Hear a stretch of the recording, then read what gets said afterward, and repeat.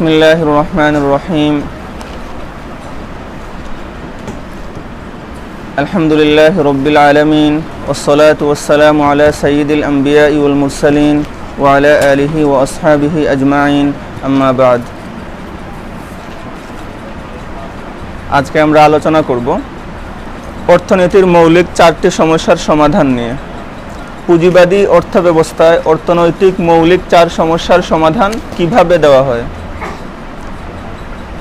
সবাই খুব ভালো করে খেয়াল করা দরকার এবং মুখস্থ রাখা দরকার।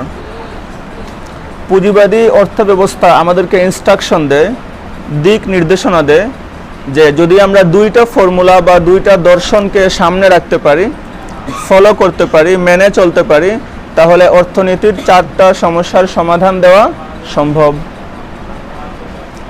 প্রথম ফর্মুলা বা প্রথম দর্শন হলো প্রত্যেকটি ব্যক্তিকে বেশি থেকে বেশি মুনাফা অর্জন করার জন্য স্বাধীনভাবে ছেড়ে দাও। এটা প্রথম দর্শন। প্রতিটি মানুষকে বেশি থেকে বেশি মুনাফা অর্জন করার জন্য স্বাধীনভাবে ছেড়ে দাও। যখন প্রত্যেকটা ব্যক্তিকে বেশি থেকে বেশি মুনাফা অর্জন করার জন্য স্বাধীনভাবে ছেড়ে দেওয়া হবে, তখন অটোমেটিকভাবে যোগান এবং চাহিদার শক্তির কারণে প্রত্যেকটা ব্যক্তি ওই জিনিসটাই উৎপাদন করবে যেই জিনিসটার সমাজে প্রয়োজন রয়েছে। কারণ যেই জিনিসটার সমাজে প্রয়োজন রয়েছে, যদি ওই জিনিসটা উৎপাদন করতে পারে, তৈরি করতে পারে, তাহলে সেটা ভালোভাবে বিক্রি হবে। যেহেতু মানুষের প্রয়োজন, মানুষ ক্রয় করবে। যখন মানুষের প্রয়োজন থাকবে, মানুষ ক্রয় করবে, তখন সে বেশি থেকে বেশি মুনাফা অর্জন করতে পারবে। তো যখন প্রত্যেকটা মানুষকে বেশি থেকে বেশি মুনাফা অর্জন করার জন্য স্বাধীনভাবে ছেড়ে দেওয়া হবে, তখন স্বাভাবিক সমাজের প্রয়োজনীয় বিষয়গুলাই প্রত্যেকটা মানুষ উৎপাদন করবে, তৈরি করবে। তখন শিল্পপতিরা ওই সকল জিনিস তৈরি করবে যেগুলোর সমাজে প্রয়োজন রয়েছে, চাহিদা রয়েছে। কেন? যে সকল পণ্যের চাহিদা রয়েছে সেগুলো তৈরি করলে ভালো বিক্রি হবে, বেশি থেকে বেশি মুনাফা অর্জন করা যাবে। কৃষিজীবীরা ওই সকল পণ্য উৎপাদন করবে যে সকল পণ্য উৎপাদন করলে ভালোভাবে বিক্রি করা যায়, মানুষের চাহিদা রয়েছে, প্রয়োজন রয়েছে। এতে করে ফল কি হবে? বেশি মুনাফা অর্জন হবে। প্রত্যেকটা সেক্টরের লোক ওই সকল পণ্য তৈরি করবে, ওই সকল জিনিস উৎপাদন করবে যেগুলোর সমাজে চাহিদা রয়েছে, তাহলে সে বেশি মুনাফা অর্জন করতে পারবে। তো এখানে বিষয়টা খুবই সিম্পল, যে প্রত্যেকটা মানুষকে বেশি থেকে বেশি মুনাফা অর্জন করার জন্য স্বাধীনভাবে ছেড়ে দেওয়া হলো। এখন যদিও প্রত্যেকটা ব্যক্তিকে মুনাফা অর্জন করার জন্য স্বাধীনভাবে ছেড়ে দেওয়া হয়েছে, কিন্তু যোগান ও চাহিদার শক্তি প্রত্যেকটা ব্যক্তিকে বাধ্য করেছে ওই সকল জিনিস তৈরি করার জন্য, ওই সকল জিনিস উৎপাদন করার জন্য যেগুলোর সমাজে প্রয়োজন রয়েছে। কারণ যে সকল পণ্যের সমাজে প্রয়োজন নেই, সেই সকল পণ্য উৎপাদন করলে, তৈরি করলে বেশি মুনাফা অর্জন করা যাবে না। কারণ প্রয়োজন না থাকলে কেউ ক্রয় করবে না, কেউ ক্রয় না করলে মুনাফা তো দূর কি বাত, মূল টাকাটাও কি উঠাতে পারবে না। তাহলে যখন প্রত্যেকটা মানুষকে বেশি থেকে বেশি মুনাফা অর্জন করার জন্য স্বাধীনভাবে ছেড়ে দেওয়া হলো, তো স্বাধীনভাবে ছেড়ে দিলেও এখানে তার লাভ হচ্ছে, কিন্তু যোগান ও চাহিদার শক্তি প্রত্যেকটা মানুষকে বাধ্য করে ওই সকল পণ্য উৎপাদন করতে, ওই সকল পণ্য তৈরি করতে যে সকল পণ্যের সমাজে চাহিদা রয়েছে।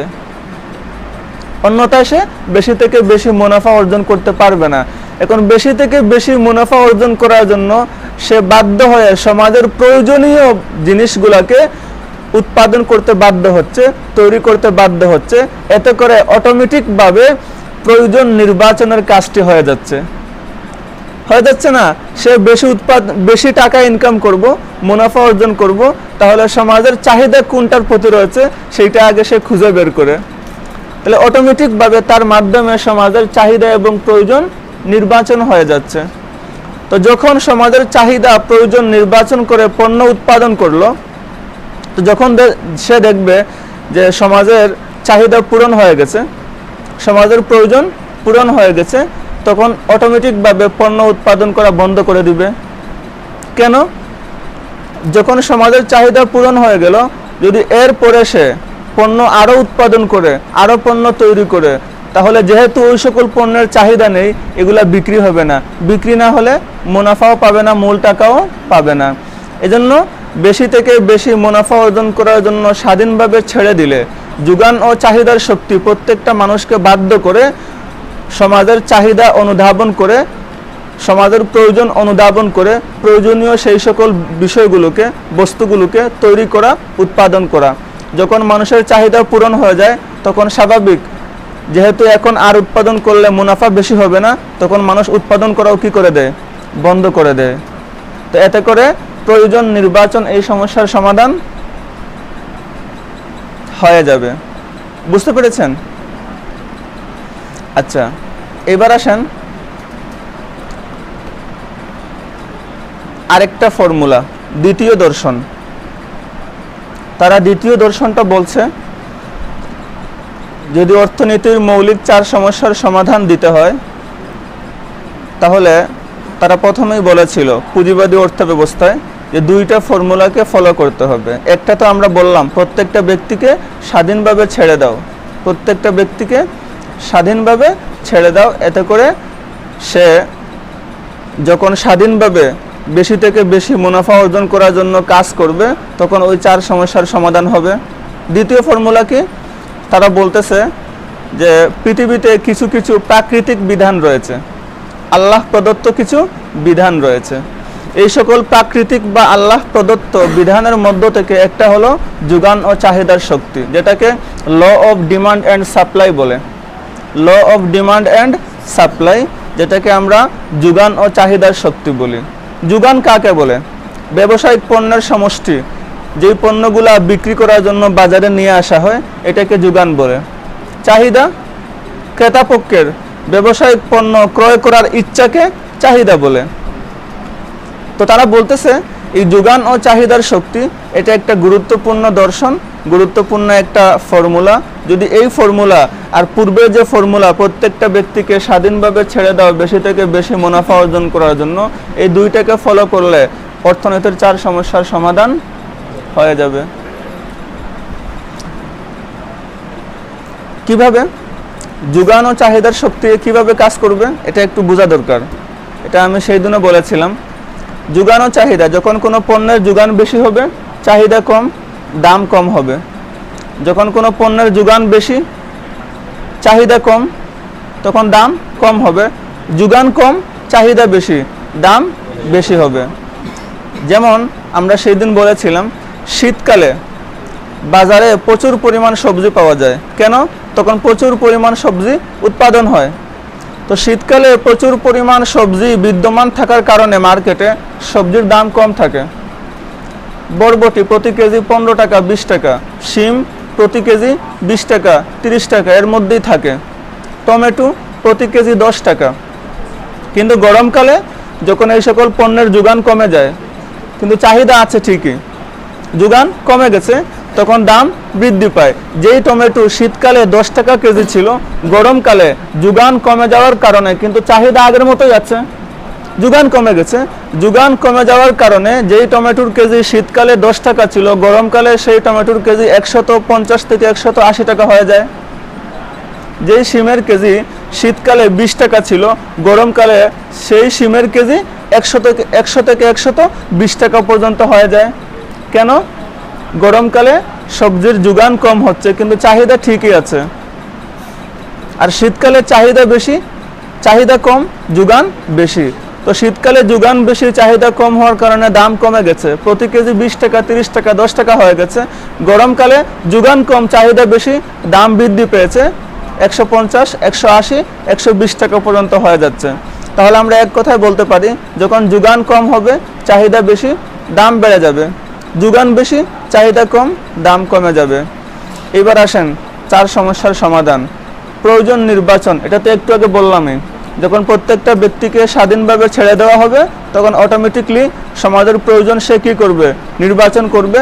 কারণ সমাজের প্রয়োজন নির্বাচন করলেই মানুষ এখন কোন পণ্য চাচ্ছে, মানুষের কোন পণ্যের প্রয়োজন, সে ওই পণ্যটাই উৎপাদন করবে। এতে করে অটোমেটিকভাবে সমাজের প্রয়োজন নির্বাচন হয়ে যাবে। 2 নম্বর সমস্যা ছিল কি? উপকরণ নির্ধারণ। উপকরণ, এখানে 2টা বিষয় রয়েছে। একটা লোকের কাছে 5 বিঘা জমি রয়েছে, এখন এখানে সে তরমুজ চাষ করবে না ধান চাষ করবে, না কমলার বাগান করবে, কি করবে? 1 নম্বর কি করবে আর কি পরিমাণ হারে করবে, এটা হলো উপকরণ নির্ধারণ। তাতে জমি রয়েছে, উৎপাদনশীল উপকরণ, এখানে উৎপাদন হয়। এখন এখানে সে কি চাষ করবে? এই জমিতে ধান চাষ করবে, তরমুজ চাষ করবে, সবজি চাষ করবে। আর যদি ধান চাষ করে কি পরিমাণ চাষ করবে? তরমুজ চাষ করলে কি পরিমাণ চাষ করবে? তাহলে কি চাষ করবে আর কি পরিমাণ চাষ করবে, এটা হলো উপকরণ নির্ধারণের মধ্যে আমরা বলে এসেছিলাম। তো এই দুইটা প্রশ্নের উত্তর, কি চাষ করবে আর কি পরিমাণ চাষ করবে, এটারও সমাধান হয়ে যাবে যখন প্রত্যেকটা ব্যক্তিকে বেশি থেকে বেশি মুনাফা অর্জন করার জন্য স্বাধীনভাবে ছেড়ে দেওয়া হবে। কিভাবে? যখন প্রত্যেকটা মানুষকে বেশি থেকে বেশি মুনাফা অর্জন করার জন্য স্বাধীনভাবে ছেড়ে দেওয়া হবে, তখন সে দেখবে এখন সমাজের কি চাহিদা রয়েছে, এখন সমাজের প্রয়োজন কি, যেই জিনিসটার প্রয়োজন সে ওই জিনিসটাই কি করবে? চাষ করবে। তাহলে কি করবে? এই জমির মধ্যে কি চাষ করবে? ধান চাষ করবে, গম চাষ করবে, তরমুজ চাষ করবে। সে দেখবে এই মুহূর্তে সমাজের প্রয়োজন কি।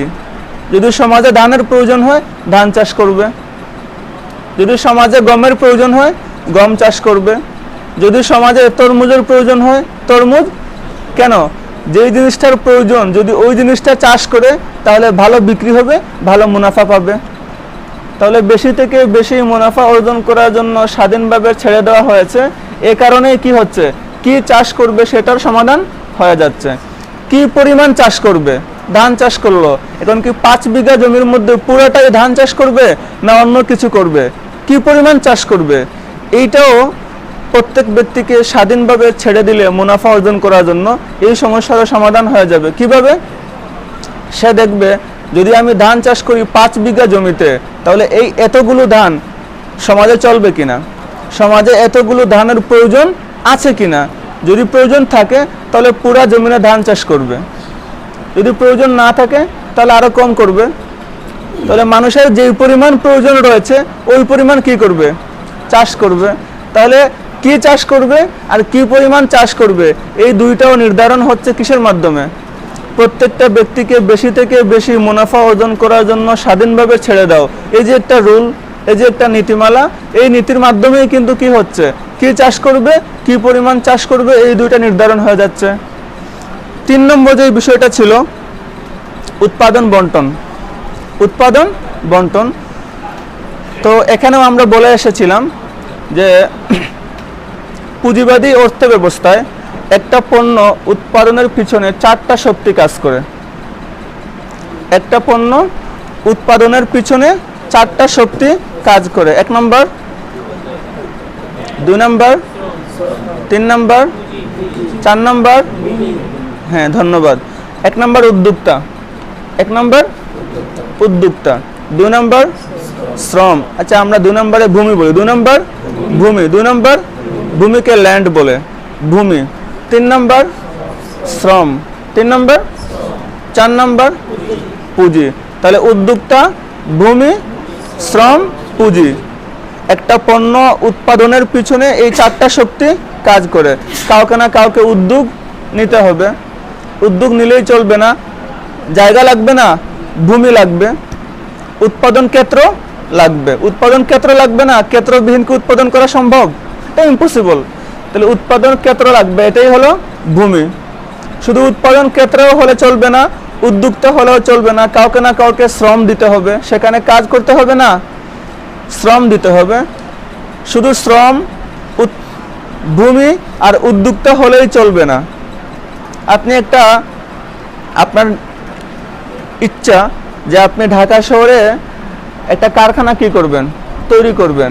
আপনি ভূমি পেয়েছেন, আপনি শ্রমিক পেয়েছেন, আপনি নিজে উদ্যোক্তা, তাহলে ভূমি আছে, উদ্যোক্তাও আছে, শ্রমিকও আছে, সে শ্রম দিবে, কিন্তু টাকা নাই। তাহলে কি সম্ভব কারখানা তৈরি করা? এই স্বপ্ন কখনোই কি বাস্তবায়িত হবে না।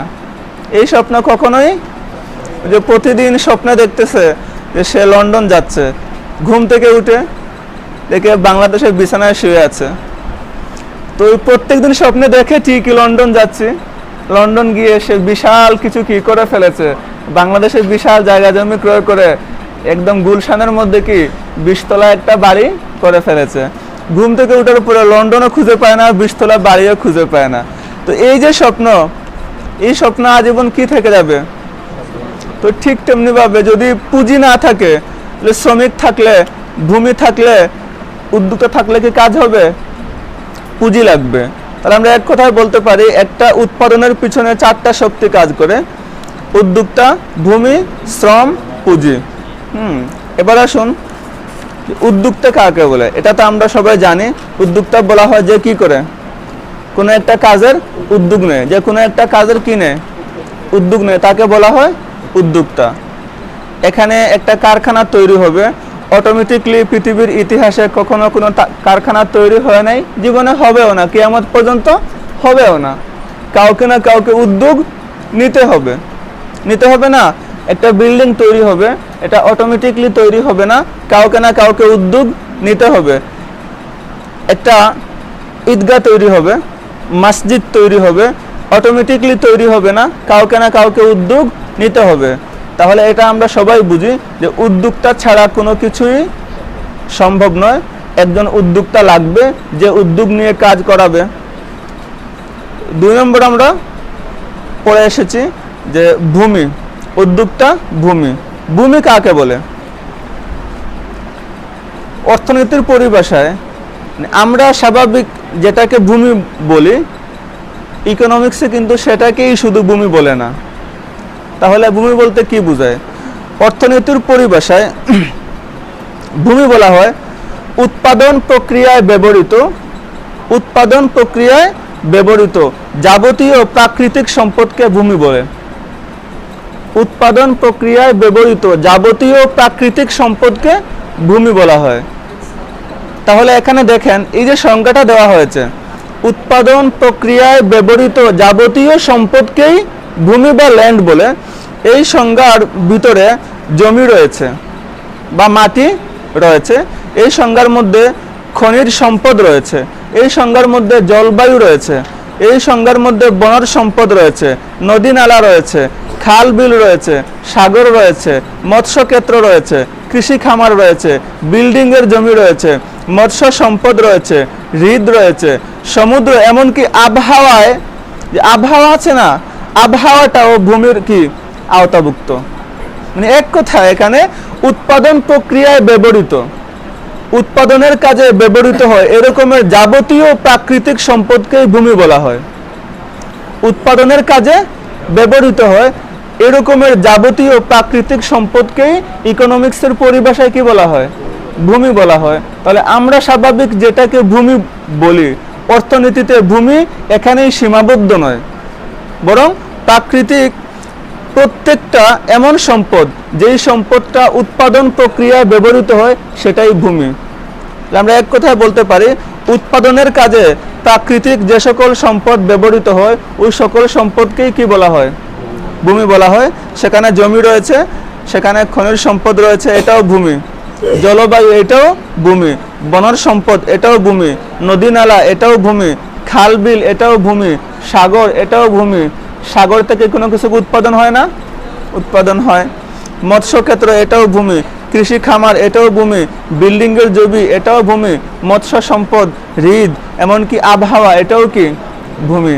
তাহলে আমরা এক কথায় বলতে পারি উৎপাদন প্রক্রিয়ায় ব্যবহৃত যাবতীয় প্রাকৃতিক সম্পদকে ভূমি বলা হয়। তাহলে আমরা ভূমির সংজ্ঞাটা পেলাম। 3 নম্বরে শ্রম।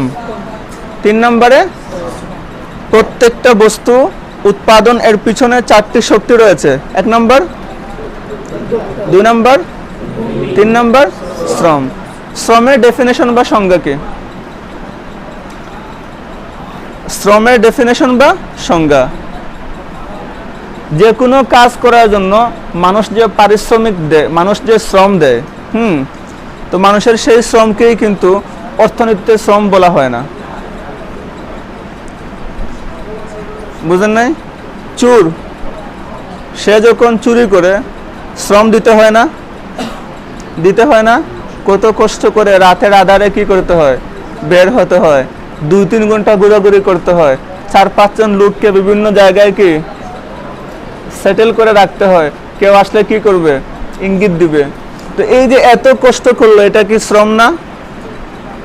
শ্রম না এটা? আমরা এটাকে শ্রম বলি, কিন্তু অর্থনীতিতে এটাকে শ্রম বলা হয় না। বুঝতে পেরেছেন? আপনি কোনো এক জায়গায় শ্রম দিলেন, সেই শ্রমটা শুধুই আনন্দের জন্য, শুধুই আনন্দের জন্য, বিনোদন, এটাকেও অর্থনীতিতে শ্রম বলা হয় না। কি বলা হয় না? তাহলে শ্রম কাকে বলে? অর্থনীতির পরিভাষায় শ্রম বলা হয় উৎপাদনের কাজে ব্যবহৃত হয়, উৎপাদনের কাজে ব্যবহৃত এবং অর্থ উপার্জনের উদ্দেশ্যে, উৎপাদনের কাজে ব্যবহৃত এবং অর্থ উপার্জন করার উদ্দেশ্যে যে শ্রম দেওয়া হয় ওইটাকে শ্রম বলে। আপনি আপনার শ্রমটা এমন হতে হবে যে এই শ্রমটা হতে হবে কি, উৎপাদনের কাজে ব্যবহার হচ্ছে, মানে আপনার শ্রমের মাধ্যমে উৎপাদন হবে, কোনো একটা জিনিস কি হবে, উৎপাদন হবে, এবং সেখানে আপনার উদ্দেশ্য থাকতে হবে কি, অর্থ উপার্জন করা। যেই শ্রমের মাধ্যমে কোনো কিছু উৎপাদন হয় এবং যেই শ্রমের মধ্যে উদ্দেশ্য থাকে অর্থ উপার্জন, সেই শ্রমকেই অর্থনীতির পরিভাষায় শ্রম বলা হয়, অন্য কোনো শ্রমকে শ্রম বলা হয় না। তাহলে আমরা এক কথায় বলতে পারি, যেই শ্রম দ্বারা উৎপাদন কি হয় বা উৎপাদন এর কাজে যেই শ্রম ব্যবহৃত হয় এবং যেই শ্রম এর উদ্দেশ্য থাকে অর্থ উপার্জন করা, ওই শ্রমটাকে অর্থনীতিতে শ্রম বলা হয়, অন্য কোনো শ্রমকে শ্রম বলা হয় না। চোর যে চুরি করে, সেখানে আমাদের দৃষ্টিতে শ্রম হলেও ওই শ্রম উৎপাদনের কাজে কি হচ্ছে না, ব্যবহার হচ্ছে না। আমি নিজে আনন্দ ফুর্তি করার জন্য শ্রম কি করলাম, দিলাম, তাহলে ওখানে অর্থ কি হচ্ছে না, উদ্দেশ্য নয়, অর্থ উপার্জন করা উদ্দেশ্য নয়। ঠিক আছে না? তাহলে যেখানে এই দুইটা শর্ত পাওয়া যাবে, যে শ্রম দিলাম আর আমার উদ্দেশ্য কি, অর্থ উপার্জন করা, শ্রম দিলাম, এই শ্রমটা ব্যবহৃত হচ্ছে উৎপাদন এর কাজে। তো যদি উৎপাদনের কাজে শ্রম ব্যবহৃত হয় আর উদ্দেশ্য হয় অর্থ উপার্জন করা, সেই শ্রমকে অর্থনীতির পরিভাষায় শ্রম বলা হয়, অন্য কোনো শ্রমকে অর্থনীতিতে শ্রম বলা হয় না। 4 নম্বর পুঁজি। পুঁজি বা টাকা, এটা আমরা সবাই বুঝি, পুঁজি বা টাকাবিহীন কোনো কিছু করা সম্ভব নয়। তাহলে এবার আসেন, এই যে উৎপাদন বন্টন, 3 নম্বর যে সমস্যা, আমরা এতক্ষণ জানলাম যে প্রত্যেকটা বস্তু উৎপাদন এর পিছনে 4টি শক্তি রয়েছে, উদ্যোক্তা, ভূমি, শ্রম, পুঁজি। এখন আমি উৎপাদন করলাম, উৎপাদিত সম্পদকে এই যে 4টা শক্তি, এই 4 শক্তির মধ্যে কিভাবে বন্টন করব? আমার উৎপাদিত সম্পদকে আমি উৎপাদিত সম্পদ থেকে কি পরিমাণ অংশ, কি পরিমাণ আমি উদ্যোক্তাকে দিব? উৎপাদিত সম্পদ থেকে কি পরিমাণ উদ্যোক্তাকে দিব? উৎপাদিত সম্পদ থেকে কি পরিমাণ শ্রমিককে দিব? উৎপাদিত সম্পদ থেকে কি পরিমাণ ভূমির ভাড়া হিসাবে দিব? উৎপাদিত সম্পদ থেকে কি পরিমাণ পুঁজির সুদ হিসাবে দিব? আমি যে কারো কাছ থেকে পুঁজি নিয়ে আসলাম বা ব্যাংক থেকে যে লোন আনলাম সুদের উপর ভিত্তি করে, সুদি লোন, তাহলে আমি ব্যাংকে কি পরিমাণ সুদ দিব? তো এক কথায় উৎপাদিত যে পণ্য, সেই পণ্য থেকে কি পরিমাণ পুঁজির সুদ দিতে হবে, কি পরিমাণ শ্রমিককে দিতে হবে, কি পরিমাণ ভূমির ভাড়া হিসাবে দিতে হবে, আর কি পরিমাণ উদ্যোক্তা পাবে, এটা ঠিক করে দেয়, এটা নির্ধারিত হয় যোগান ও চাহিদার শক্তির মাধ্যমে। যোগান ও চাহিদার শক্তি বলে যে উৎপাদিত সম্পদ থেকে ভূমির মালিককে ভূমির ভাড়া দাও, ভূমির মালিককে ভূমির ভাড়া দাও। আপনি কারো কাছ থেকে জমি এনেছেন লিজের মাধ্যমে, তাকে ভাড়া দেন। যোগান ও চাহিদার শক্তি আমাদেরকে বলে যে আপনি শ্রমিককে পারিশ্রমিক দেন, সে এখানে শ্রম দিয়েছে, সে পারিশ্রমিক পাবে, তাকে পারিশ্রমিক দেন। আপনি পুঁজি এনেছেন পুঁজিপতির কাছ থেকে, তাকে আপনি সুদ দেন। তো পুঁজিপতিকে তার পুঁজির বা টাকার সুদ দেওয়ার পরে, শ্রমিককে পারিশ্রমিক দেওয়ার পরে, ভূমির ভাড়া দেওয়ার পরে যা থাকবে সেটা কে নেবে? উদ্যোক্তা নেবে। আচ্ছা, আমরা তাহলে এইটুকু বুঝলাম যে পুঁজিপতিকে পুঁজির সুদ দিব, টাকার সুদ দিব, শ্রমিককে পারিশ্রমিক দিব, ভূমিওয়ালাকে, ভূমির মালিককে ভূমির ভাড়া দিব। এই 3টা দেওয়ার পরে যা কিছু থাকবে পুরাটাই কে নেবে? উদ্যোক্তা নিবে। কিন্তু এইবার শ্রমিককে কতটুকু পারিশ্রমিক দিব, ভূমির মালিককে কি পরিমাণ ভাড়া দিব, পুঁজিপতিকে কি পরিমাণ সুদ দিব, এই পরিমাণটা নির্ধারণ করবে কে?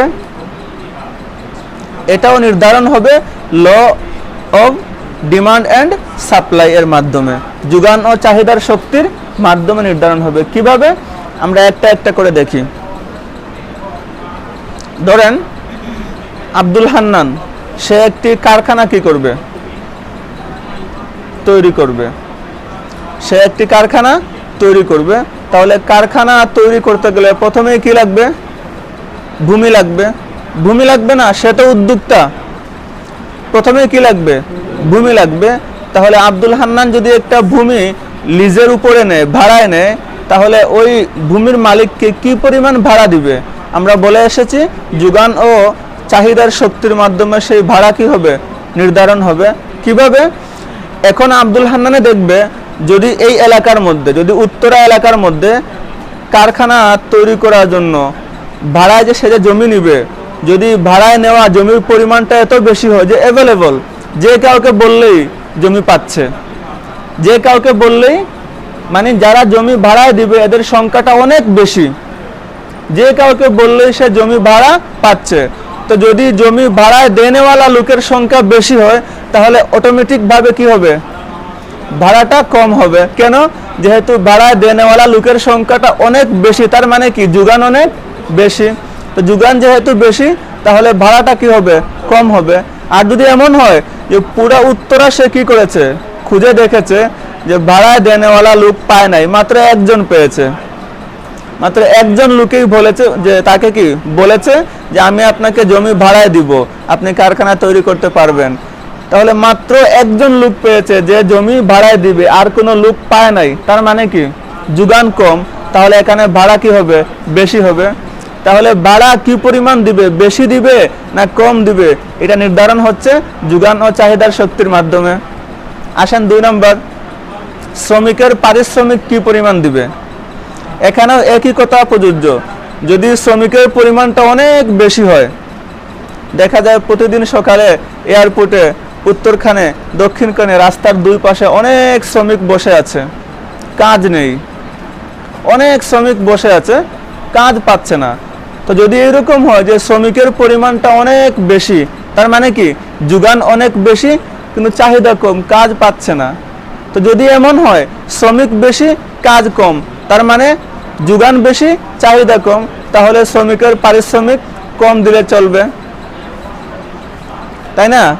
আর যদি এর বিপরীত হয় শ্রমিক অনেক কম চাহিদা অনেক বেশি, যেমন আমাদের গ্রাম অঞ্চলে শ্রমিক পাওয়া যায় না, মানুষ ধান চাষ করবে, পুরা 2-3টা গ্রাম তালাশ করার পরেও শ্রমিক পাচ্ছে না। তো শ্রমিক যেহেতু পাচ্ছে না, চাহিদা আছে কিন্তু শ্রমিক নেই, যোগান নেই, তাহলে শ্রমিকের দাম কি হয়ে যায়? অনেক বেড়ে যায়। তখন শ্রমিককে অনেক বেশি পারিশ্রমিক দিতে হয়। তাহলে এখানেও শ্রমিককে কি পরিমাণ পারিশ্রমিক দিবেন, বেশি দিবেন না কম দিবেন, এটাও নির্ভর করবে, এটাও নির্ধারণ করবে যোগান ও চাহিদার শক্তি। 3 নম্বর, পুঁজিপতিকে সুদ কি পরিমাণ দিবেন।